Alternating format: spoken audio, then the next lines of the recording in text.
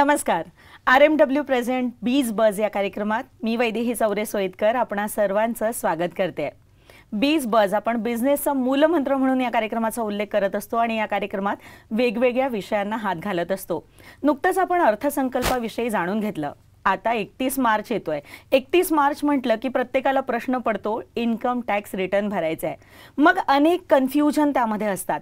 पण हेच कन्फ्युजन दूर करण्यासाठी आजचा आपला हा विशेष भाग आहे. आपण इन्कम टॅक्स रिटर्न करताना काय प्रिकॉशन्स घ्यायच्या याविषयी माहिती जाणून घेणार आहोत आणि याविषयी आपल्याला मार्गदर्शन करणार आहेत CA प्रणव कुमार लिमजा. नमस्कार सर. नमस्कार मॅडम.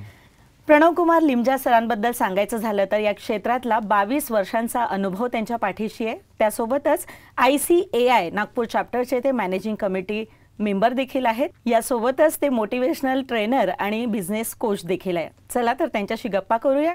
सगळ्यात आधी तर टॅक्स रिटर्न आता 31 मार्च येतोय, त्यामुळे प्रत्येकाला प्रश्न पडलाय की रिटर्न कसं फाईल करायचं, कुठे जायचं, काय करायचं, असे अनेक प्रश्न आहे. आणि पहिला प्रश्न हा पडतोय की अनेक बदल झाले अर्थसंकल्पामध्ये आणि 12 लाखापर्यंत सूट आहे असं प्रत्येकाला वाटतंय. खरंच ही सूट 12 लाखापर्यंत आहे की त्यातही काही वेगळं असणार आहे? सध्या काय झालेलं आहे म्हणजे मी आतापर्यंत जे काही लोकांसोबत डिस्कशन केलं आहे, जेवढे क्लायंट्स आमच्याकडे येतात तर त्यामध्ये सगळ्यात महत्त्वाचा एक मुद्दा असा की जसं क्लायंट आल्याबरोबर बजेट आल्याबरोबर क्लायंट माझ्याकडे येऊन काय म्हणतो की सर मला एवढी मोठी सूट मिळालेली आहे. पण ॲक्च्युअली ती सूट कशासाठी असते? नेक्स्ट इयर जो असतो 1 एप्रिल येणारा 1 एप्रिल ते समोरचं 31 मार्च या फायनान्शियल इयरसाठी हा बजेट असतो. So it is not applicable. तो आपल्या ह्या वर्षासाठी अप्लिकेबल नाही आहे. या वर्षीचा अप्लिकेबल जो होता तो आपल्याला मागच्या फेब्रुवारीला डिस्क्लोज झालेला बजेट होता. तर त्या अनुषंगाने आपण जर पाहिलं तर 12 लाख हे यासाठी नाही सगळ्यात महत्त्वाचं. आणि दुसरं महत्त्वाचं म्हणजे काय तर 12 लाख ही कंप्लीट सूट नाही आहे. तुम्हाला काय झालेलं आहे की 12 लाखाचं जे तुम्ही म्हणता आहे ओव्हरऑल 12 लाखापर्यंत जी इन्कम असेल त्या 12 लाखापर्यंतच्या इन्कमवर जेवढा टॅक्स येईल त्याचं रिबेट गव्हर्नमेंट देणार आहे तुम्हाला. जेव्हा की आपली महत्त्वाचं बेसिक एक्झम्पशन लिमिट ज्याला म्हणतात आपण जे सूट म्हणतो ती आहे 4 लाखाची आणि 4 लाखाच्या वरती पुन्हा 4 लाखाच्या स्लॅबनी 5% आपण वाढवत जाऊया. म्हणजे एकदम समजायला सोपं म्हणून मी तुम्हाला सांगतोय की 4 लाखापर्यंत सूट, 4 ते 8 लाखापर्यंत 5%, 8 ते 12 लाखापर्यंत 10%. पण 12 लाखाचा नंतर क्रॉस झाल्यानंतर जी मार्जिनल रिलीफ म्हणतात 75,000 रुपये, आपण सॅलरीच्या बाबतीमध्ये जर विचार केला तर 75,000 रुपये त्याला स्टँडर्ड डिडक्शन मिळालेलं आहे. तर 12,75,000 जर इन्कम असेल तर त्याला 75,000 पर्यंत पण सूट मिळू शकते. अँड त्याच्यावरती जर गेलं तर तुम्हाला ती लिमिट लागू होईल 4 ते 8, 8 ते 12, 12 ते आणि मग 5%, 10%, 15% असं त्याचं बायफर्गेशन आहे. सो एक्झॅक्टली 12 लाख नाही. आपण म्हणालात की 12,75,000 पर्यंत गेलं तर कदाचित सूट मिळू शकते. पण समजा माझं उत्पन्न 13 किंवा 14 लाख होतंय, मग अशा वेळेला काय? आपण आता कॅल्क्युलेशनवर जाणार. ठीक आहे. आपण कम्प्युटेशन ऑफ इन्कम जेव्हा बनवतो ना त्यावेळी लक्षात येईल 12 लाखापर्यंत सूट आहे. मी तुम्हाला काय म्हटलं की 12 लाख तुमची इन्कम जर असेल टोटल टॅक्सेबल इन्कम ती जर 12 लाख असेल तर तुम्हाला सूट मिळणार. सॅलरी असेल तर सॅलरीमध्ये 12,75,000 मायनस 75,000 असे 12 लाख तर त्याच्यामध्ये सूट जाईल. तुम्ही म्हणाले 13 लाख आहे तर मग 13 लाखाच्या केसमध्ये काय होणार तुम्हाला you have to start from 0 to 4 lakh जे आहे त्याच्यावर 0%, 4 ते 8 लाख 5%, म्हणजे जो डिफरन्स 4 लाखाचा आहे त्याच्यावर 5% म्हणजे 20,000. त्यानंतर 8 लाख ते 12 लाखावर 10%, म्हणजे पुन्हा जो 4 लाखाचा डिफरन्स आहे 8 ते 12चा त्याच्यावर 10% है ना. आणि 12 लाखाच्या वरती 16 लाखापर्यंत 15%. ठीक आहे. तर आता हा 12 लाखाच्या वरती 1 लाख गेला तर 1 लाखावर 15%, म्हणजे पहिलेचे 20, नंतरचे 40, 60 प्लस हे 15,000 मिळून 75,000 रुपये तुम्हाला टॅक्स भरावा लागणार 13 लाखाला. पण त्यावर सुद्धा तुम्हाला एज्युकेशन सेस पण द्यावं लागणार आहे.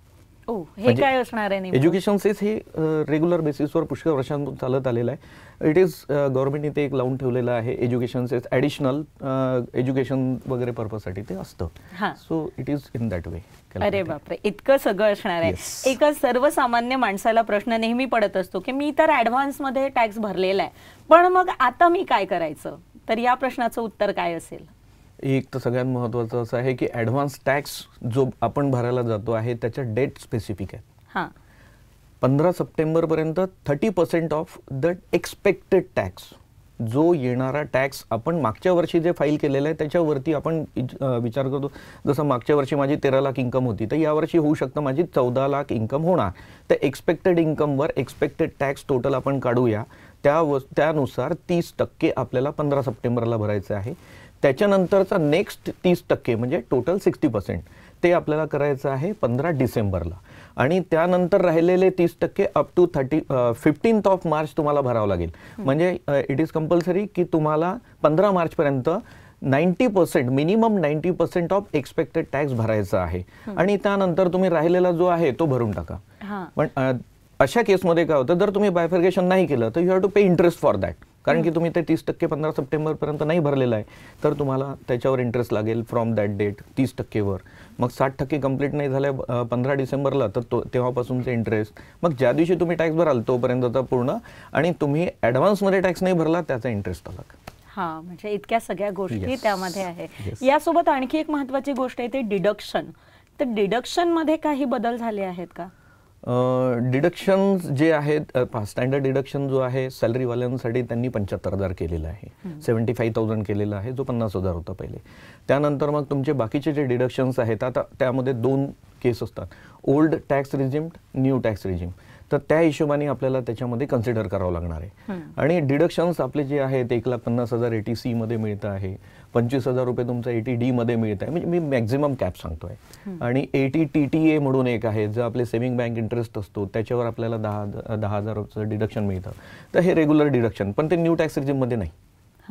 त्यामुळे तुम्हाला प्रिकॉशन हे घ्यायचं आहे की whether you are considering your income new tax regime की ओल्ड टॅक्स रिजिम, त्यानुसारच तुम्हाला ते कॅल्क्युलेट करावं लागणार आहे. तुम्ही जर म्हटलं की मला ओल्ड टॅक्स रिजिम मध्ये जायचं आहे, तर पहिले तर माझं तर सजेशन हे राहील की तुम्ही सगळ्यात पहिले एखादी कन्सल्टंट पहा जो प्रॉपरली फाईल करतो आहे, रिटर्न्स वगैरे सगळं. आणि जसं आपलं जे रेग्युलरमध्ये आपण बोलताना पण म्हणतो की जर तुम्हाला नाक टोचायचं असेल ना तर सोनाराकडेच जायला पाहिजे, तर त्या हिशोबाने तुम्ही ते काम करायला पाहिजे.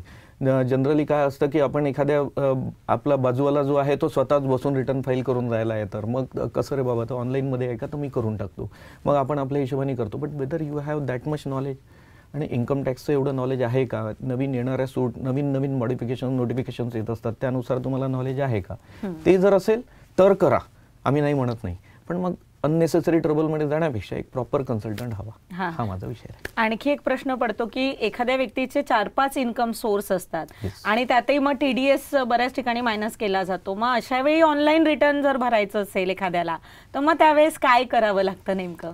तेच मी तुम्हाला सांगितलं. मी आता आपण काय करतो आहे, मला नॉलेज आहे तर मग मला डिटेल नॉलेज असायला हवं. मग तुम्हाला ते पण असं माहीत असायला पाहिजे की फॉर्म नंबर 26A पण असतो, ज्यामध्ये माझं डिटेल TDS कापलेलं दिसतं. त्याच्या व्यतिरिक्त अजून form AIS annual information statement असतं, TIS टॅक्स इन्फॉर्मेशन सिस्टम असतं.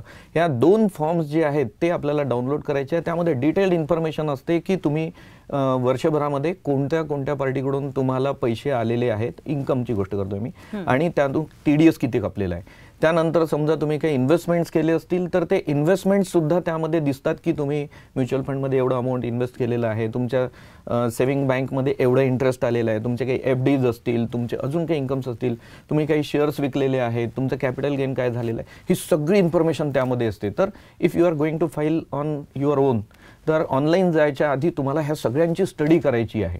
मग तो कोणत्या सेक्शनमध्ये बसताय आणि त्या अनुषंगाने कसं त्याला प्रेझेंट करायचं, that you have to know. तो फॉर्म जो असतो तो खूप डिटेलमध्ये असतो आणि त्याला प्रॉपर कॅल्क्युलेशन करून भरायचं असतं. आपणच बोलता बोलता म्हणालात की फॉर्म डिटेलमध्ये असतो आणि प्रॉपर कॅल्क्युलेशननी भरायचा असतो. बरेच लोक स्वतःच ऑनलाईन तो फॉर्म भरत असतात. मग असं करत असताना काय नेमकी काळजी घ्यायला हवी? काळजी तीच आहे की तुम्हाला स्टडी असायला पाहिजे, प्रॉपर स्टडी असायला हवी.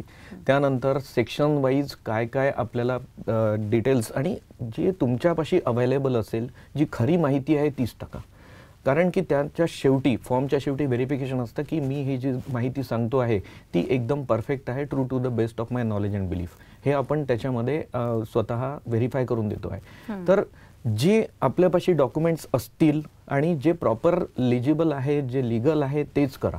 अननेसेसरी आपल्याला पैसा जास्त आपल्याला जास्त मिळतो आहे म्हणून काहीतरी अमाऊंट टाकून द्यायची, मग नंतर प्रॉब्लेम नको व्हायला, म्हणून तुम्ही जे खरं असेल तेच करा. आणि डॉक्युमेंटेशन सगळे जमा करणं गरजेचं आहे. म्हणजे तुमच्यापाशी जर समजा PF मध्ये इन्व्हेस्टमेंट असेल तर तुमच्या त्या PFची रिसिप्ट म्हणा किंवा तुमचं PFचं स्टेटमेंट आहे.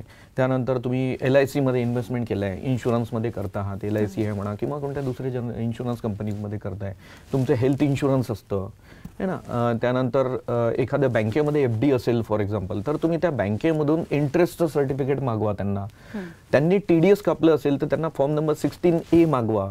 तुमचं स्वतः तुम्ही सॅलरी बेस असेल तर तुम्ही तुमच्या एम्प्लॉयरकडून फॉर्म नंबर 16 मागवा है ना. These all things you have to consider compulsorily. इतक्या सगळ्या गोष्टींचा अभ्यास करून हे रिटर्न फाईल करायचं असतं. या व्यतिरिक्त सॅलराईड पर्सन जर असेल मग त्याने काही विशेष काळजी घ्यायची असते का? सॅलराईड पर्सनला एक सगळ्यात महत्त्वाचं डिक्लरेशन द्यायचं असतं. फेब्रुवारी महिन्याच्या जवळपास त्यांचे जे एम्प्लॉयर असतात ते त्यांना म्हणतात की एक डिक्लरेशन फॉर्म 12A वगैरे काहीतरी असतो तो. तर त्या फॉर्ममध्ये त्यांना डिक्लरेशन द्यायचं how much investment I have done आणि येणाऱ्या मार्च 31च्या आधी त्यांचे काय एक्झॅक्ट इन्व्हेस्टमेंट होणार ते सगळं त्याला डिक्लरेशन त्यांना द्यायचं आहे. दुसरं, त्यांनी रेंटवर राहते समजा तो, ठीक आहे, तर रेंटवर राहत असेल तर रेंटचं पण डिक्लेरेशन द्यायचं आहे की हे माझे रेंट रिसिप्ट्स आहेत प्रॉपर असेल तर, ठीक आहे. अननेसेसरी तुम्ही त्याला हाईप क्रिएट करून जबरदस्ती मी रेंटवर राहतो मला त्याच्यातून पैसे वापस मिळेल हे नाही करायला पाहिजे. त्यामध्ये काय होतं की जसं आपण रेंटचं झाल्यानंतर मग आपण हा विचार केला की माझी अदर इन्कम काय आहे. I have to show my other income to my employer also. मी हाऊसिंग लोन घेतलेलं असेल तर हाऊसिंग लोनचं स्टेटमेंट मी इंटरेस्ट स्टेटमेंट काढायला पाहिजे आणि ते स्टेटमेंट आपल्या एम्प्लॉयरसोबत सबमिट करायला पाहिजे. त्यानंतर मला असं वाटतं की माझं घर माझ्यापाशी 2 हाऊस आहेत समजा आणि मी किरायाने दिलं आहे, त्याच्यामध्ये किती रेंट मला मिळतं आहे ते सुद्धा त्यांना डिक्लेअर करणं आहे. त्यामध्ये काय होतं की प्रॉपर तुमचा टॅक्स कापला जातोय. म्हणजे जो आपण ॲडव्हान्स टॅक्सबद्दल बोललो मगाशी, तर ॲडव्हान्स टॅक्समध्ये जे 30, 60, 90चं जे डिडक्शन प्रॉपर व्हायला पाहिजे ते करायला त्यांना बरं होईल एम्प्लॉयरला. आणि एम्प्लॉयरनी जर त्याचे 90% पर्यंत बरोबर वेळेवर कापून टाकले तर तुम्हाला त्याच्यानंतर त्याच्यावर इंटरेस्ट किंवा पेनल्टी येणार नाही. तर that precaution you have to take. म्हणजे इतकी सगळी काळजी आपण टॅक्स रिटर्न फाईल करताना घ्यायला हवी. मला वाटतं आमच्या सर्व दर्शकांना महत्त्वपूर्ण अशी माहिती आजच्या या कार्यक्रमाच्या माध्यमातून नक्कीच मिळाली आहे. आपण वेळात वेळ काढून इथे आलात, मी आपले आभारी आहे. धन्यवाद. नमस्कार. तर दर्शक हो, आजच्या या कार्यक्रमाच्या माध्यमातून आपल्याला नक्कीच लक्षात आलं असेल की कान टोचायचे असतील तर सोनाराकडे जाणं आवश्यक असतं. याचाच अर्थ इन्कम टॅक्स रिटर्न फाईल करायचं असेल तर तज्ज्ञांचा सल्ला किंवा मार्गदर्शन हे खूप महत्त्वपूर्ण असतं. त्याबरोबरच वेळांचं भान लक्षात ठेवणं आवश्यक आहे. ॲडव्हान्समध्ये टॅक्स भरायचा असेल तर आपल्याला सप्टेंबर, डिसेंबर, मार्च लक्षात असणं महत्त्वपूर्ण असतं. आणि पारदर्शकता खूप महत्त्वाची आहे, कारण हे एक इतकं इम्पॉर्टंट डॉक्युमेंट आहे जे भविष्यातही आपल्या उपयोगात येणार आहे. असेच नवनवीन विषय आणि तुमच्या प्रश्नांची उत्तरं घेऊन आम्ही येणार आहोत वेगवेगळ्या कार्यक्रमात. तोपर्यंत आमच्या YouTube चॅनलला आणि Facebook पेजला लाईक आणि सबस्क्राईब करायला विसरू नका. पुन्हा भेटूया पुढील भागात. नमस्कार.